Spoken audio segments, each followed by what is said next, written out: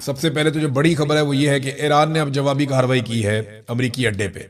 America ने 2 मरतबा और बाज़ रिपोर्टों के मुताबिक 3 मरतबा ईरान की जो बंदर अब्बास का इलाका है, बंदरगाह वहां पे अटैक किया, जिसे जनूबी ईरान भी कहते हैं। ईरान ने बार बार वार्निंग दी और उसके बाद फिर ईरान ने एक जवाबी हमला किया है। ईरान का जवाबी हमला कुवैत में किया गया।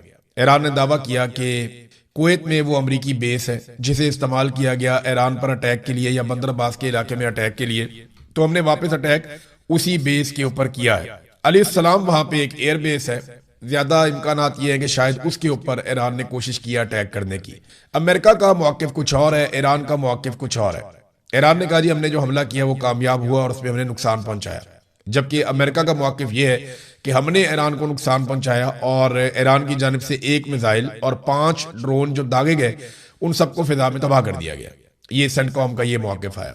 अब हकीकत क्या है, ये पहले भी अमेरिका अपना नुकसान छुपाता था और ईरान जो है वो भी अपना नुकसान कम करके बताता था, और अमेरिका ईरान का नुकसान ज्यादा करके बताता था, और ईरान जो है वो अमेरिकी नुकसान के ऊपर भी सबूत देता था। तो अब मामला ये है कि आने वाले दिनों में पता चल जाएगा कि कुवैत में अमेरिका को नुकसान हुआ या नहीं हुआ, लेकिन ईरान ने बड़े लंबे टाइम के बाद, लगभग 2 महीनों के बाद वापस एक जवाबी कार्रवाई की है जंगबंदी के बाद। और ये जवाबी कार्रवाई जो है इसमें इजाफा हो सकता है क्योंकि ईरान ने एक स्टेटमेंट भी यहाँ पे जारी किया है, और ईरानी क़यादत ने एक आला सतही मीटिंग के बाद ये बाकायदा ऐलान जारी किया है कि अगर अमेरिका ने दोबारा हमला किया जनूबी ईरान पर तो फौरन शदीद रद्द-ए-अमल आएगा। इसका मैकेनिज्म बना लिया गया है। देखिए, इसको आप समझें कि ईरान ने होल्ड कर लिया था अपनी पूरी फोर्सेस को और उन्हें ये आगाह कर दिया था कि कोई भी हमला करने से पहले इजाजत लेनी पड़ेगी। लेकिन जब हमला हो जाता है और एक जंग वाली सिचुएशन शुरू हो जाती है तो फिर ईरान इसको खुदकार सिस्टम पे डाल देता है कि जैसे ही हमला हो आपने फौरन जवाबी कार्रवाई करनी है, फलां फलां जगह पे कार्रवाई करनी है, आपको किसी हुक्म की जरूरत नहीं होगी। फिर ईरान में ये प्रॉब्लम भी है कि उनकी क़यादत को निशाना बनाया जाता है, चाहे वो फौजी क़यादत हो, चाहे सियासी क़यादत हो, चाहे मजहबी क़यादत हो, तो निशाना बनाया जाता है। तो वो करते ये हैं कि वो अपने 2-2, 3-3, 4-4 बंदे नॉमिनेट कर देते हैं कि अगर मैं शहीद हो गया तो ये आ जाएगा, इसके बाद ये आ जाएगा, इसके बाद ये आ जाएगा। तो वो सिस्टम को जो है वो ऑटोमेटिक कर देते हैं, एक ऐसे निज़ाम को बना देते हैं जिसमें गुंजाइश नहीं रहती उनके दुश्मन के पास कि वो किसी तरह से फौरी तौर पे मामले को कंट्रोल करे। तो अब ईरान शायद उसी मुकाम पे पहुंच गया और उनकी क़यादत ने यह फैसला किया है कि अगर अमेरिका ने अब दोबारा जनूबी ईरान के ऊपर अटैक किया तो फौरन शदीद रद्द-ए-अमल आएगा। उधर डोनाल्ड ट्रंप को इस बात पे गुस्सा है कि वो निकालना चाह रहे हैं अपने करीबी टैंकर्स को, ऑयल टैंकर्स को, अपने दोस्तों के ऑयल टैंकर्स को स्कॉट करके, और ये साबित करना चाह रहे हैं कि अमरीकी निगरानी में यहां से टैंकर्स निकल सकते हैं। अब अमेरिकन मीडिया रिपोर्ट कर रहा है कि ट्रंप इस बात पे बहुत गुस्से में है कि चाइना के जो ऑयल टैंकर्स हैं वो बगैर किसी स्कॉट के, यानी कोई सिक्योरिटी ना उनके आगे ना उनके पीछे, कोई बहरी जहाज या एयरक्राफ्ट उनको जो है स्कॉट नहीं कर रहे होते, वो अपना झंडा लगाते हैं। चीन के ऑयल टैंकर्स वो पहले आबनाए हुरमत में से गुजरते हैं, ईरानी उन्हें सलाम करते हैं, उसके बाद वो अमरीकी नाकाबंदी में से गुजरते हैं, अमरीकी उन्हें सलाम करते हैं और वो चले जाते हैं अपना तेल लेकर अपनी सरजमीन पे। इस वक्त तो सिचुएशन ये है। इससे डोनाल्ड ट्रंप को तकलीफ उस वक्त हुई जब अमेरिका ने कोशिश की कि स्कॉट करके कुछ कंटेनर्स को निकाला जाए आबनाए हुरमत में से ताकत के बलबूते पर। जब उन्होंने ये करने की कोशिश की तो ईरान ने उनको रोकने के लिए ताकत का इस्तेमाल किया और फिर इन्हें पीछे हटना पड़ा। तो इस बात पे भी डोनाल्ड ट्रंप को बहुत तकलीफ है और वो बहुत गुस्से में है कि जनाब ये बगैर सिक्योरिटी के चाइना यहां से जा रहा है, हम सिक्योरिटी फराहम करने के बावजूद यहां से ऑयल टैंकर्स को नहीं गुजार पा रहे। देखिए, इसमें 2 बड़ी वजूहात हैं कि अमेरिका यहां से स्कॉट करने के बावजूद, सिक्योरिटी देने के बावजूद, हथियारों से लैस जंगी जहाजों को लाने के बावजूद यहां से क्यों नहीं गुजर पा रहा। वजह यह है कि ये आबनाए हुरमज स्ट्रेटेजिकली ऐसे मुकाम पर बनी हुई है कि यहां से जो मकामी लोग हैं उनकी मर्जी के बगैर गुजरना मुश्किल है, क्योंकि ये बहुत पतली हो जाती है इस जगह पे आके। एक तरफ ओमान है, एक तरफ ईरान है, और ईरान ने अपनी फौज और अपनी कुव्वत वहां पे इकट्ठी की हुई है, चाहे वो नेवी है, चाहे वो थोड़ी बहुत उनकी एयरफोर्स है या उनके मिसाइल और ड्रोन्स हैं, वो उसकी निगरानी करते हैं। फिर समंदर में ईरान के पास कुछ ऐसे हथियार हैं जिनका तोड़ भी नहीं है। फिर उसने बारूदी सुरंगें भी बिछा दी हैं पानी के अंदर, उसका सिर्फ ईरान को पता है कि वो कहां पे हैं या नहीं। तो ये जो आबनाए हुरमुज जो पहले ही बहुत बारीक है उसको और बारीक कर दिया वहां पे जगह जगह पे ईरान ने बारूदी सुरंगें पानी के अंदर बिछाने के बाद। तो अब एक बिल्कुल पतली सी एक राहदारी है जहां से गुजरना होता है बहरी जहाजों ने, जो ईरान ने रास्ता दिया हुआ है। अब वहां आप बड़े आराम से फायरिंग कर सकते हैं, शेलिंग कर सकते हैं, इवन मार्टर फायर कर सकते हैं। तो अमेरिका के लिए बहुत मुश्किल है कि ऐसे टैंकर्स को वहां से लेकर चले जाएं जिनके अंदर तेल भरा हुआ है, क्योंकि वो तो पहले ही खतरे में होते हैं और ईरान वहां पे हथियार लेकर बैठा हुआ है। तो नंबर एक, जो स्ट्रेटेजिकली जिस जगह पे ये आपने हुर्मुज़ है, ये ईरान के लिए एक ऐसा पॉइंट है जहां पे उसकी बालादस्ती है, और अमेरिका के लिए एक ऐसा पॉइंट है जहां पे वो वीक है। दूसरा, अमेरिका जो और अमेरिकन फौजी जो है वो हजारों मील दूर से आए हुए हैं, जबकि ईरानी फौजी यहीं पे रहने वाले हैं, मकामी है। उन्हें हथियारों की सप्लाई भी बड़े आराम से हो जाती है, उन्हें नए फौजी भी बड़े आराम से मिल जाते हैं, उन्होंने पीछे बहुत दूर जाना भी नहीं है, उन्हें रेस्क्यू भी बड़े आराम से किया जा सकता है, उनके अस्पताल भी करीब है। तो बहुत सारी चीजें जिनमें ईरान को एज हासिल है, अमेरिका को नहीं है। तो ये वो वजूहात है कि ईरान बड़े आराम से, और बहुत सारे जितने भी जंगी माहिरीन है आलमी सतह पे, वो बार बार कहते रहे कि ईरान ने वो चीज पकड़ ली है जिसे ताकत के बलबूते पे आप खाली नहीं करवा पाएंगे। वो पूरा एक मुल्क है, वहां लगभग 9-10 करोड़ लोग रहते हैं और उनमें से बेशतर लोग लड़ने के लिए तैयार हैं। लोगों ने अपने नाम भी लिखवा दिए थे। तो ये एक बड़ा पंगा है अमेरिका के लिए। अब अमेरिका के पास एक और रास्ता ये है कि ओमान बहुत ज्यादा कॉपरेशन करे, क्योंकि देखिए आपने हुर्मुज़ के इस तरफ अगर नीचे वाली साइड पे ईरान है तो ऊपर वाली साइड पे उसके ओमान भी है। ओमान को डोनाल्ड ट्रंप ने धमकी लगा दी, अल्फाज बड़े नामुनासिब है, तो अरब ममालिक को वैसे इसका नोटिस लेना चाहिए। काबीना का इजलास हो रहा था, वहां पे डोनाल्ड ट्रंप ने जो अल्फाज इस्तेमाल किए वो ये है कि अगर आपने हुर्मुज़ के मामले पर वो सही रवैया नहीं अपनाते तो उसे हम तबाह कर देंगे ओमान को। ओमान के बारे में उन्होंने कहा। हालांकि ओमान अमेरिका का इत्तेहादी है, लेकिन ओमान ने अकलमंदी ये की कि उसने बगैर मंतक के लड़ी जाने वाली इस लड़ाई का हिस्सा बनना जरूरी नहीं समझा। उसको लगा ये गैर जरूरी लड़ाई है, वो इसका हिस्सा नहीं बना, और उसने अमेरिका को वो फैसिलिटीज नहीं दी जो कुछ और ममालिक ने दे दी। उन्होंने उसके नतायज भी भुगते। तो ओमान क्योंकि बहुत करीब है ईरान के, उसे बहुत नुकसान हो सकता था, तो उसने अपने आप को बचाया इस सारी गैर जरूरी लड़ाई से। अब अमेरिका को गुस्सा आ रहा है कि ये हमारे लिए क्यों नहीं लड़ता, या ये हमारे लिए कुर्बानी क्यों नहीं दे रहा, या ये हमें सपोर्ट क्यों नहीं कर रहा। ओमान जो है वो सुलह के अंदर किरदार अदा करने को तैयार है, लड़ाई के अंदर किरदार अदा करने को तैयार नहीं है। अमेरिका ये चाहता है कि ओमान अब फैसिलिटेट करे और वो ये कहे अमेरिका को कि जनाब ये वाली आपने हुर्मुज़ का हिस्सा मेरा है, आप आए और आकर इसको खुलवाएं, और वहां पे अमेरिकी फौजें इकट्ठी करें। तो आमने सामने फिर ईरान और अमेरिका के फौजी आ जाते हैं। लेकिन ओमान इस लड़ाई से लगातार गुरेज करता चला आ रहा है, वो इससे बचना चाहता है, जबकि अमेरिका ये समझता है कि ओमान को हमारा साथ देना चाहिए। अरब ममालिक के लिए यहाँ पे एक चीज सीखने के लिए है कि जब भी आप कभी अमेरिकी मफाद के सामने आ जाएंगे ना, तो अमेरिकन बहुत गुस्से में आ जाएंगे। डोनाल्ड ट्रंप ने जैसे धमकी लगाई कल को, ये धमकी वो सऊदी अरब को लगा सकता है, ये धमकी वो किसी और मुल्क को लगा सकता है। जैसे कि अभी बहुत ज्यादा दबाव बढ़ता चला जा रहा है सऊदी अरब के ऊपर कि वो अब्राहम अकॉर्ड में शमूलियत इख्तियार करे। देखिए यूएई और बहरीन के बाद अब ट्रंप की नजरें पूरी तरह सऊदी अरब और कतर के ऊपर है।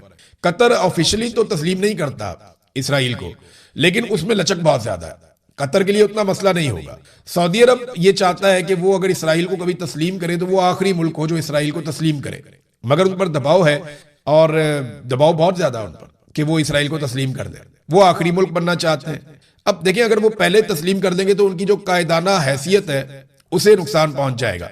अब वो जानते हैं कि उनके पास दो रास्ते हैं, या तो वो अमेरिका की बात माने, अमेरिका को खुश रखें, अमेरिका की सारी बातें मानने के बाद एंड में अमेरिका ने फिर आपको ये कहना है कि आप अब्राहम अकॉर्ड के ऊपर दस्तखत करें और इसराइल को तस्लीम करें। दूसरा रास्ता ये है कि अपना कोई इलाकाई इत्तेहाद कायम कर लें, और इसका माहौल वैसे बना हुआ है। आप देखें ना कि अमेरिका बहुत दूर से आया, हजारों मील दूर से, और अमेरिका और यूरोप पहले जैसे इत्तेहादी रहे नहीं, और मिडिल ईस्ट जो है वो सेंटर में है। मिडिल ईस्ट से ऊपर की तरफ आप जाएं तो पूरा का पूरा यूरोप है, जिससे मिडिल ईस्ट के अच्छे ताल्लुकात हैं अरब ममालिक के, खासतौर पर सऊदी अरब के। इसके एक तरफ तुर्की है, तुर्की से नीचे आ जाए ईरान है, ईरान के साथ पाकिस्तान है, आगे चाइना है, इंडिया के साथ भी इनके अरब ममालिक के अच्छे ताल्लुकात हैं, ईरान से ऊपर रशिया है। तो ये रीजन के अंदर इतने ताकतवर ममालिक, अगर यहाँ पे एक इत्तेहाद बन जाता है तो मिडिल ईस्ट अपने आप को बहुत महफूज महसूस करेगा। और अफ्रीकी ममालिक जो है वो अमली तौर पर इस वक्त अमेरिका से ज्यादा चाइना के मरहूने मिन्नत है। उसकी वजह यह है कि चाइना उनकी इकोनॉमी में एक रोल प्ले करता है, अमेरिका उतना बड़ा रोल प्ले नहीं करता। माजी में बहुत बड़ा रोल प्ले करता था यूरोप, और फिर अमेरिका का भी बड़ा इन्फ्लुएंस बन गया था। लेकिन इस वक्त जो सबसे बड़ा रोल प्ले कर रहा है अफ्रीकी ममालिक की इकोनॉमी के अंदर, जो सबसे ज्यादा इन्फ्लुएंस है जिसका, वो चाइना का है। चाइना ने सबको पैसा दिया हुआ है और वो अमेरिका से ज्यादा मुतहर्रिक है। अब सऊदी अरब के बाद दो रास्ते हैं, या तो वो एक मुकामी इत्तेहाद कायम करे, या वो अमेरिका को खुश करते करते करते करते उस लेवल तक पहुंच जाएं जहां पे उन्हें अमेरिका की हर बात माननी पड़ेगी। नाज़रीन, इसराइल ऐसा लगता है कि वो जंगबंदी से ज्यादा खुश नहीं है। वो लड़ाई को लगातार भड़काने की कोशिश कर रहे हैं। लबनान पर उन्होंने खौफनाक हमले किए हैं। रोजाना की बुनियाद पर दर्जनों शहरी लबनान में शहीद हो रहे हैं, और बड़ी खौफनाक बमबारी इसराइल इस वक्त भी लबनान के ऊपर कर रहा है। और इस बमबारी के नतीजे में ईरान के अंदर भी फ्रस्ट्रेशन बढ़ती चली जा रही है। दूसरी जानिब एक और खबर आई है उनको आप इसके साथ जोड़ेंगे ना तो अमेरिका पे आपको महसूस होगा दबाव बढ़ रहा है। दबाव ईरान पे भी बढ़ रहा है। ईरान पे इसलिए बढ़ रहा है कि ईरान के अंदर हालात खराब हो रहे हैं, मुश्किलात पैदा हो रही हैं, उनकी इकोनॉमी की मुश्किलात पैदा हो रही हैं। मुआहिदा ईरान को भी चाहिए, लेकिन ईरानियों की जो है ना पसली बड़ी मोटी है। ईरानी इतने आराम से मुआहिदा, यानी इस तरह का मुआहिदा नहीं करेंगे जिसको सरेंडर कहा जा सके। हाँ, ईरान कुछ ना कुछ फेस सेविंग जरूर डोनाल्ड ट्रंप को दे देंगे, लेकिन वो अपने लिए कुछ ऐसा हासिल जरूर करेंगे जिससे उनकी कौम का फायदा हो जाए।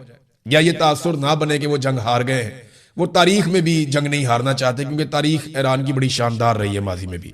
अब एक और मुसीबत ये बन गई है कि रूस ने जब हमले तेज कर दिए कीव के ऊपर, यानी यूक्रेन पे रशिया ने बहुत खौफनाक अटैक शुरू कर दिए। और ये अटैक शुरू होते हैं जब प्यूटन दौरा करते हैं चीन का, प्यूटन वापस जाते हैं। और उसके बाद मैं ये नहीं कह रहा कि चाइना ने कहा, लेकिन उसके फौरन बाद आप देखें यूक्रेन के ऊपर रशिया के हमले बहुत तेज हो गए। अब यूक्रेन का जो सदर है ज़ेलेंस्की, उसने खत लिखा डोनाल्ड ट्रंप को और उसने कहा जी जितने हो सकते हैं आप हमें गोला बारूद फराम करें, हमें हथियारों की जरूरत है और बहुत सारे हथियार चाहिए रूस का मुकाबला करने के लिए। उन्होंने अपनी डिमांड डाल दी। यहां अमेरिका और इसराइल पहले ही बहुत सारे हथियार फूंक चुके हैं। अरब ममालिक ने भी इतने सारे इंटरसेप्टर चला दिए, इतने सारे मिसाइल चला दिए। अमेरिका ने जो अपने क्रूज मिसाइल है उनका एक बड़ा जखीरा जो है वो चला दिया। अब दोबारा अमेरिका ने ऑर्डर दिए हैं हथियार बनाने वाली कंपनीज को कि अमेरिका के हथियार पूरे किए जाए। तो अमेरिकन तो अपने हथियार पूरे करना चाह रहे हैं जितने उन्होंने चला दिए ईरान के खिलाफ। अब वो किस तरीके से रशिया के खिलाफ चलाने के लिए यूक्रेन को हथियार देंगे। और देखें इस वक्त हथियार देने का मतलब यह है कि आप एक मरतबा फिर रूस को नाराज करने जा रहे हैं, क्योंकि अगर आप ईरान को सिर्फ 1979 के इस्लामी इनकलाब के चश्मे से देखेंगे तो आप कभी उसकी असल हकीकत नहीं जान पाएंगे। ईरान कोई आम मुल्क नहीं है, ये एक सिविलाइजेशन स्टेट है, यानी एक ऐसी स्टेट जो बहुत पुरानी तहजीब रखती है। इसकी जड़ें 6000 साल पुरानी है। इसको आप ऐसे समझ लें कि जब यूरोप के लोग जंगलों में जिंदगी गुजार रहे थे उस वक्त ईरान की गलियां रात की तारीखी में भी चमकती दमकती थी। जहां इलामी और बखामनशी, यहाँ इस तरह की सल्तनतें जो हैं वो कायम थी। उनका कानून, उनका नस्म नस्क और बुनियादी ढांचा, वो हर चीज मौजूद थी। आज से तकरीबन 2500 साल पहले 6ठी सदी कबल मसीह में तारीख का सबसे रोशन बाब ईरान में ही लिखा गया। एक शख्स उभरता है जिसका नाम तारीख में साइरस द ग्रेट के नाम से याद किया जाता है। उसने एक ऐसी सल्तनत की बुनियाद रखी जो हिंदुस्तान के दरियाओं से लेकर अफ्रीका और यूनान के 3 बड़े आज़मों तक फैली हुई थी। लेकिन साइरस का असल कमाल उसकी तलवार नहीं था, उसका नजरिया था। वो दुनिया का पहला हुक्मरान था जिसने इंसानी हुकूक का तसव्वुर पेश किया।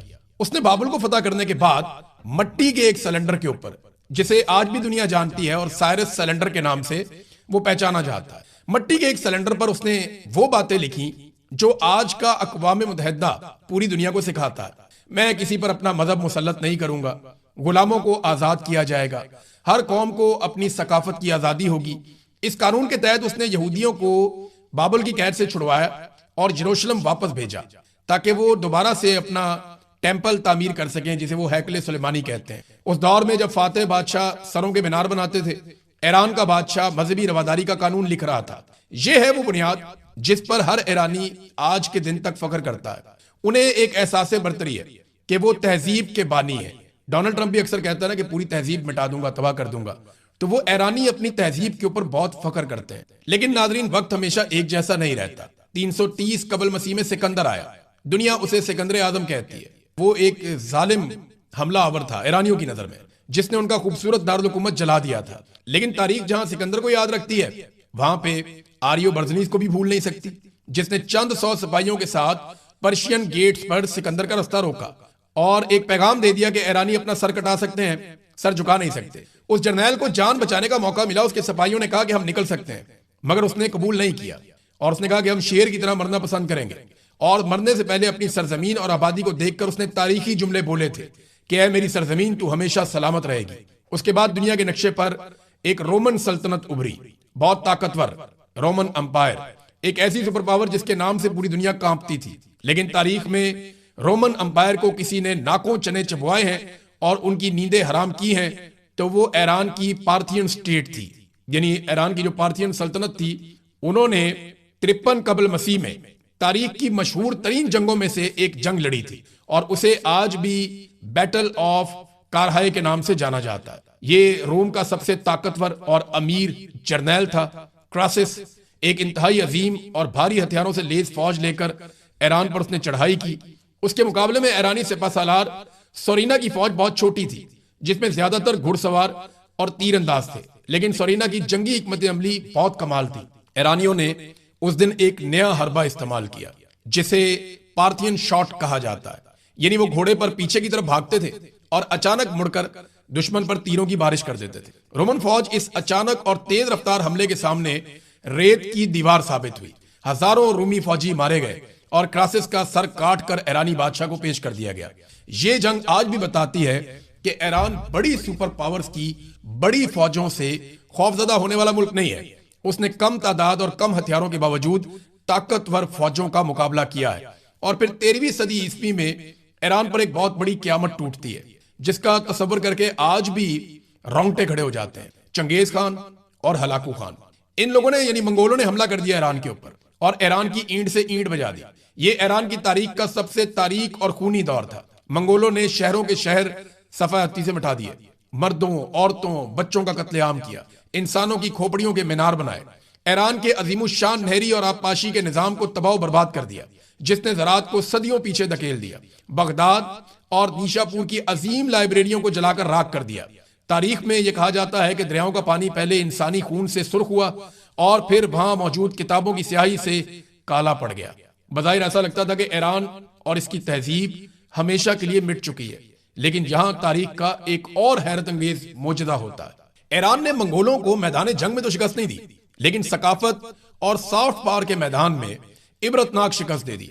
कुछ ही दहाइयों के बाद वो जालिम मंगोल जिन्होंने ईरान को तबाह किया था, वो खुद फारसी बोलने लगे, ईरानी लिबास पहनने लगे, उन्होंने इस्लाम कबूल कर लिया और ईरानी वुज़रा से हुकूमत चलाने के तरीके सीखने लगे। ईरान ने अपने कातलों और फातहीन को ही ईरानी बना लिया था। वो जानते हैं कि तलवार से हारी हुई जंग कलम और कल्चर से कैसे जीती जा सकती है। जबान, अदब और सकाफत के जरिए उन्होंने अपनी शनाख्त को मरने नहीं दिया, जबकि उन्हें मारने वालों ने अपनी शनाख्त को वहां कत्ल होते हुए देखा। अब जरा आगे बढ़ते हैं और 20वीं सदी ईस्वी की तरफ आते हैं, जहां तेल की दरियाफ्त होती है। ईरान वैसे तो खुशकिस्मत है, वहां बहुत तेल निकल आया, लेकिन वही तेल ईरान के लिए अजाब बन गया। 1901 में एक अंग्रेज विलियम डी आरसी ने ईरान के कमजोर बादशाह से एक मुआहिदा किया और जब 1908 में तेल निकल आया तो बरतानिया की नीयत बदल गई। एंग्लो पर्शियन ऑयल कंपनी कायम हुई, जिसे आज भी बीपी के नाम से या ब्रिटिश पेट्रोलियम के नाम से दुनिया जानती है। मुआहिदा इस तरह का किया गया, ये तो खुली डकैती थी। ईरानी तेल के मुनाफे का 84% हिस्सा बरतानिया ले जाता था और 16% थोड़ा सा हिस्सा जो बचता था वो ईरान को मिलता था। बरतानवी बहरिया ईरान के तेल पर पूरी दुनिया पर राज कर रही थी और ईरान के अपने बच्चे भूख से मर रहे थे। सन 1951 में इस जुल्म के खिलाफ ईरान में एक मर्द मुजाहिद खड़ा हुआ। ईरान के मुंतखब जमहूरी वजीर आजम डॉक्टर मोहम्मद मुसद्दिक, उन्होंने एक ही झटके में बरतानवी कंपनी को बाहर निकाला और तेल को नेशनलाइज कर लिया। यह मगरब के मुंह पे एक बड़ा जोरदार तमाचा था। जब बरतानिया को कोई समझ नहीं आई तो वो अमेरिका के पास गया और झूठा प्रोपेगेंडा किया कि मुसद्दिक रूस के साथ मिलकर कम्युनिस्ट बन रहा है। CIA ने 1953 में बरतानिया की MI6 से मिलकर तारीख का सबसे शर्मनाक और खुफिया ऑपरेशन किया, जिसे ऑपरेशन अजेक्स के नाम से आज भी जाना जाता है। ईरानी फौज के गद्दार जर्नैलों को खरीदा गया, सड़कों पर पैसे बांटकर हंगामे करवाए गए और एक हंसती खेलती जमहूरी हुकूमत का तख्ता उलटकर रजा शाह पहलवी को कठपुतली बादशाह बनाकर मुसल्लत कर दिया गया। जो अमेरिका आज ईरान में जमहूरियत का राग अलापता है ना, उसने अपने तेल के मफादात के लिए ईरान की हकीकी जमहूरियत का अपने हाथों से उस दौर में गला घोंटा था। शाह के दौर की पुरानी तस्वीर दिखाकर दुनिया को यह समझाया जाता है कि ईरान कितना लिबरल और मॉडर्न था, लेकिन वो सिर्फ तेहरान के सिर्फ थोड़े से अमीर लोगों की एक झलक है। पसे पर्दा 90% ईरान गुर्बत और खौफ के साए में जी रहा था। शाह ईरान खलीज में ईरान का पुलिसमैन ऑफ द गल्फ यानी चौकीदार बन चुका था और उसकी एक खुफिया एजेंसी भी थी जिसका नाम था सवाक, और इस एजेंसी को खुद CIA ने और इसराइल की मोसाद ने ट्रेनिंग दी थी, जिसका काम हर मुखालिफ आवाज को उठाना, टॉर्चर करना और गायब कर देना था। फिर एक व्हाइट रेवोल्यूशन के नाम से भी इन्होंने कौम के साथ एक मजाक किया और मगरबी मफादात का तहफ्फुज किया। फिर लोगों का पारा चढ़ता गया। एक वाकया हुआ जिसके बाद एकदम सूरत बदल गई। 19 अगस्त 1978 को एक रेक्स सिनेमा है, वहां पे आग लग गई। जब ईरान के शहर अबादान में सिनेमा रेक्स को आग लगा दी गई, जिसमें 377 से 470 के बीच में अफराद बताए जाते हैं कि वो हलाक हो गए। ये वाकया उस वक्त शुरू हुआ जब 4 अफराद जो इस्लामी इंतहा पसंदी से मुतासिर थे, उन्होंने इमारत पर ईंधन डाला और उस पर आग लगा दी। अवाम के अंदर नफरत का ये लावा आखिरकार फट पड़ा। अच्छा, कुछ लोग ये कहते हैं कि ये एक फॉल्स फ्लैग ऑपरेशन था जिसको इसलिए किया गया शाह की हुकूमत की जानिब से ताकि अवाम के अंदर जो एलिमेंट हुकूमत के खिलाफ हैं उनके ऊपर कार्रवाइयां डाली जा सके। अब हुआ यह कि 16 जनवरी 1979 को पहलवी को ईरान छोड़ना पड़ गया। लोग बहुत गुस्से में थे और एहतजाज बढ़ता चला जा रहा था और वो जिला वतन हो गया, अपने आप ही अपना मुल्क छोड़कर चला गया और अपनी जिम्मेदारियां ईरान के रिजेंसी कौंसल और शापूर बख्तियार जो कि अपोजिशन का एक वजीर आजम था उसके सुपुर्द कर दी। 1 फरवरी 1989 को खुमैनी हुकूमत की दावत पर वापस आए। कई लाख लोगों ने रूहुल्लाह खुमैनी का इस्तकबाल किया। तेहरान में वो उतरे थे, शानदार इस्तकबाल था। अवाम के अंदर नफरत का ये लावा फट पड़ा था और खुमैनी की क़यादत में जो इनकलाब आया वो सिर्फ मजहबी नहीं बल्कि एक सख्त साम्राज्य दुश्मन इनकलाब था। उनका एक बड़ा वादे नारा था, वो ये कहते थे ना शर्की ना गरबी, यानी ना हम अमेरिका के गुलाम हैं और ना हम रूस के गुलाम हैं, हम सिर्फ एक आजाद ईरान है।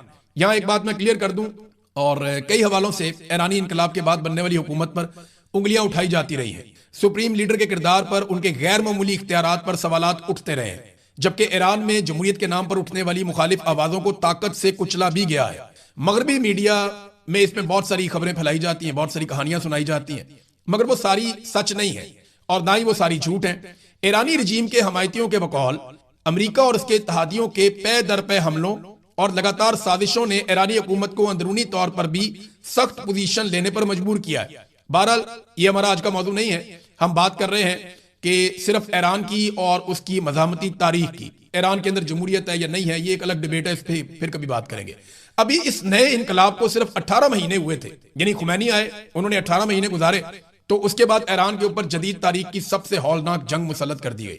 22 सितंबर 1980 को सद्दाम हुसैन ने, जो उस वक्त इराक का हुक्मरान था, उसने ईरान पर हमला कर दिया। इस जंग का आप तवाज़ुन देखिए, एक तरफ अकेला ईरान था जिसका सारा दिफाई निजाम इनकलाब की वजह से बिखर गया था, और दूसरी तरफ सद्दाम हुसैन जिसे अमेरिका की सपोर्ट थी, फ्रांस लड़ाका तैयारे दे रहा था, जर्मनी केमिकल हथियार बनाने का सामान दे रहा था, खलीजी ममालिक उसको अरबों डॉलर नकद फराम कर रहे थे।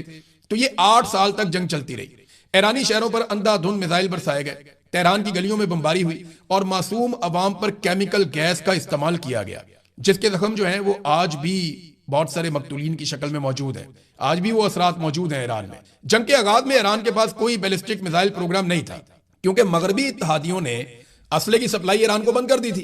ईरान सिर्फ अपनी फिजाइया के तैयारों और रवायती तोपखाने पर इन्हिसार कर रहा था, जबकि इराक सोवियत यूनियन के स्कड बी मिसाइलों से ईरानी शहरों को निशाना बना रहा था। लेकिन 1984 में, यानी 4 साल मार खाने के बाद, ईरान ने इसका तोड़ ढूंढ